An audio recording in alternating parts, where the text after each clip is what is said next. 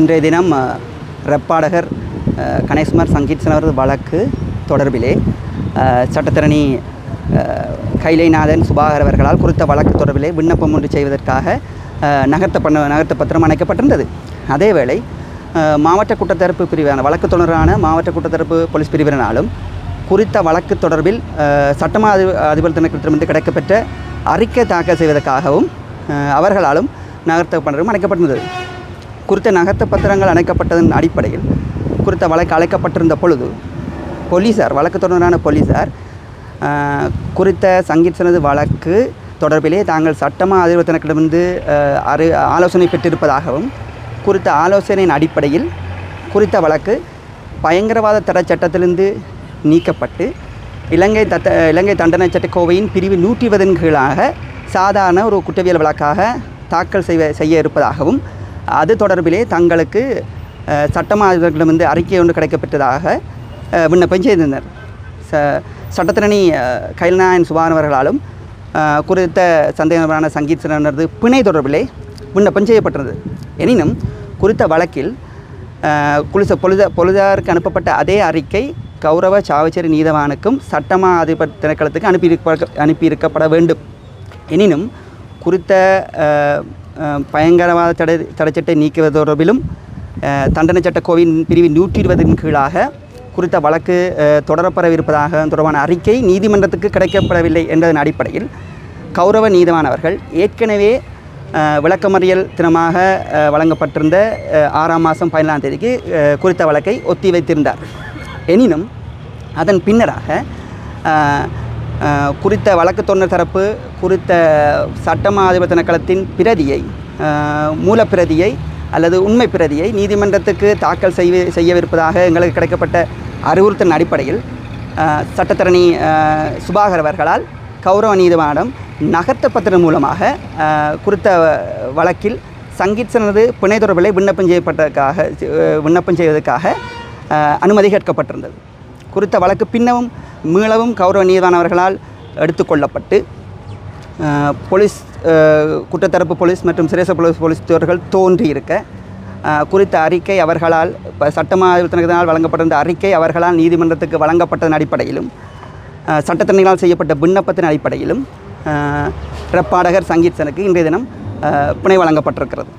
ஆகவே சங்கீத்சனது பிணை மற்றும் அவர் விடுதலை தொடர்பாக ஒரு தீர்க்கமான முடிவு என்ற பிணை வழங்கப்பட்டது. அது தொடர்பிலே அவருக்கு சார்பாக நின்றவர்கள் உதவியவர்கள் அனைவருக்கும் இந்த இடத்திலே நாங்களும் சட்டத்தின் அடிப்படையிலே நன்றி கூற காணப்பட்டிருக்கிறோம். பிணை நிபந்தனை வழங்கப்பட்டிருக்கு. 3 நிபந்தனைகள் வழங்கப்பட்டிருக்கிறது. ஒன்று குறித்த சங்கீதன் கிளிநொச்சியை சார்ந்தவர் என்றபடியால் கிளிநொச்சி மேல் நீதிமன்ற வலயத்துக்குள் வசிப்பராக இருக்க வேண்டும் பிணையாளி. 1 லட்சம் ரூபா பெறுமதியான 2 ஆழ்பிணைகள். அதில் ஒரு ஆழ்பிணை உறவினராக இருக்க வேண்டும். 2 பிணையாளிகளுமே கிளிநொச்சி மேல் நீதிமன்ற வலயத்தில் வசிப்பவராக இருக்க வேண்டும் என பிணை நிபந்தனை பிணை வழங்கப்பட்டிருக்கிறது. வணக்கம், நான் சட்டத்தரணி தர்மலிங்கம் அஞ்சனன். நானும் எனது சிரேஷ்ட சட்டத்தரணி கைலநாயன் சுபாகரும் இந்த வழக்கில் தோன்றியிருந்து சட்டத்தரணி சுபாகர் அவர்களால் குறித்த பிணை விண்ணப்பம் மேற்கொள்ளப்பட்டிருந்தது. அனைத்து விடயங்களையும் எனக்காக வாதாடிய சட்டத்தரணிகள் உங்களுக்கு விளக்கமாக தந்திருக்கின்றார்கள்.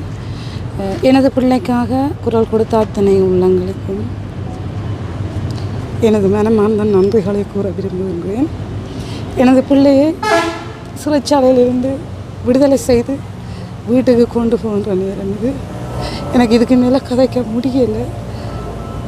நான் இதோடு நிறுத்திக் கொள்கின்றேன். சட்டத்திறனிகள் உங்களுக்கு விளக்கமாக தந்திருக்கின்றேன். இன்றைய தினம் சாவச்சேரி நீதிமன்றத்தில் பாடகர் கைது செய்யப்பட்ட வழக்கு தொடர்பாக எமது சட்டத்திரணி கைலநாதன் சுபாகரால் இன்றைய தினம் வழக்கு மீள கோரப்பட்டிருந்தது. அதே நேரம் அவருடன் தர்மகுலசிங்கம் அஞ்சனன் அவர்களும் இந்த வாதத்தில் பங்கு பெற்றிருந்தார்கள். உண்மையாகவே நான் இந்த வாதத்தை பார்க்கும்போது இந்த பாடகரை வைத்து ஒரு சிலர் அரசியல் லாபம் தேட நினைத்திருக்கிறார்கள். சுருக்கமாக சொன்னார், அவர்கள் இன்று சமூக ஊடக சட்டத்திறனிகளாக மாறிவிட்டார்கள். ஏனென்றால் நீங்கள் பார்த்திருப்பீர்கள், நீதிமன்றத்துக்குள் இருக்கும்போதே அவர்கள் முகநூலில் கூடாக நீதியை பெறுவதற்காக தேடியுள்ளார்கள். நாங்கள் நினைக்கின்றோம், இவ்வாறானவர்களை அரசியல் லாபம் தேடுவதற்காக ஒரு சில சட்டத்திறனிகள் இதற்கு மூலோபாயமாக நினைக்கிறார்கள் என்று சந்தேகம் தோன்றுகிறது. அதனால் மக்களே இதற்கான தீர்ப்பை வழங்க வேண்டும்.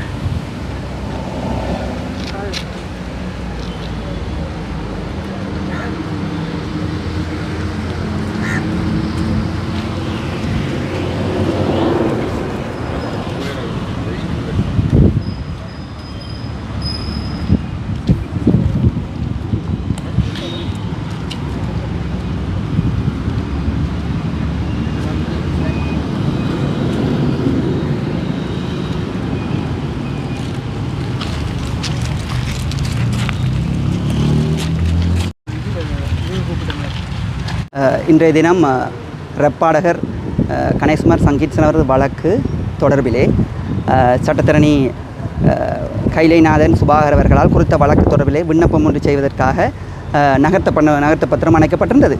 அதேவேளை மாவட்ட குற்றத்தரப்பு பிரிவான வழக்கு தொடரான மாவட்ட குற்றத்தரப்பு போலீஸ் பிரிவினராலும் குறித்த வழக்கு தொடர்பில் சட்டமா அதிபர் திணைக்களத்திலிருந்து கிடைக்கப்பெற்ற அறிக்கை தாக்கல் செய்வதற்காகவும் அவர்களாலும் நகர்த்த பத்திரம் அணைக்கப்பட்டிருந்தது.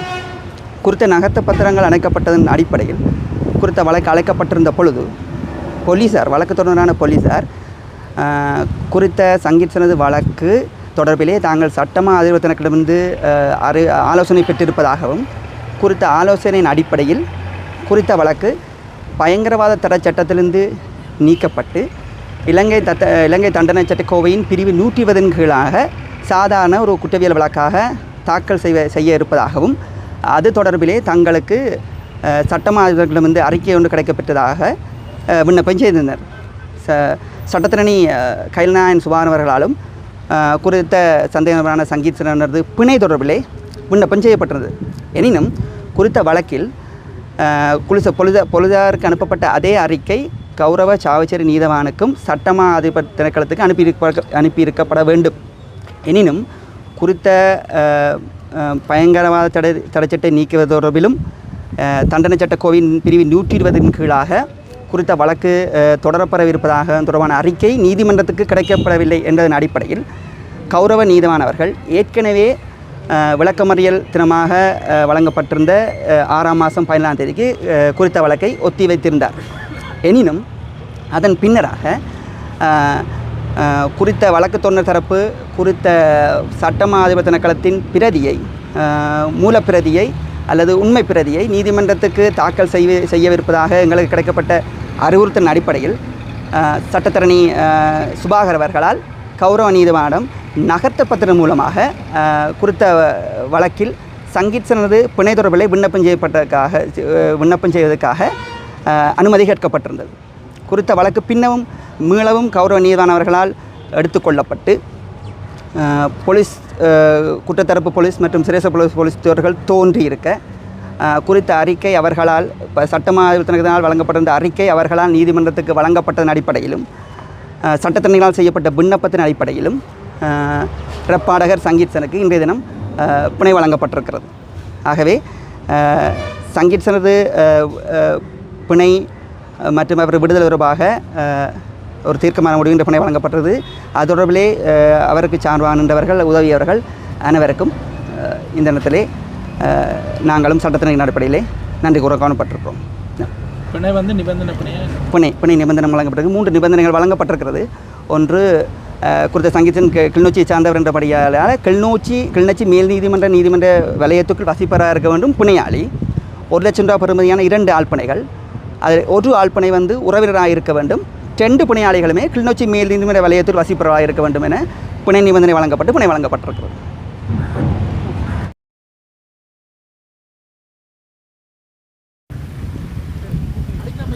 எழுச்சி பாடினார் என்ற குற்றச்சாட்டின் கீழ் பயங்கரவாத தடை சட்டத்தின் கீழ் கைது செய்யப்பட்டுள்ள கணேஷ்குமார் சங்கீத்சன் என்ற சொல்லிசை பாடகர் இன்றைய தினம் சாவகச்சேரி நீதவான் நீதிமன்றத்தினால் பிணையில் விடுவிக்கப்பட்டார்.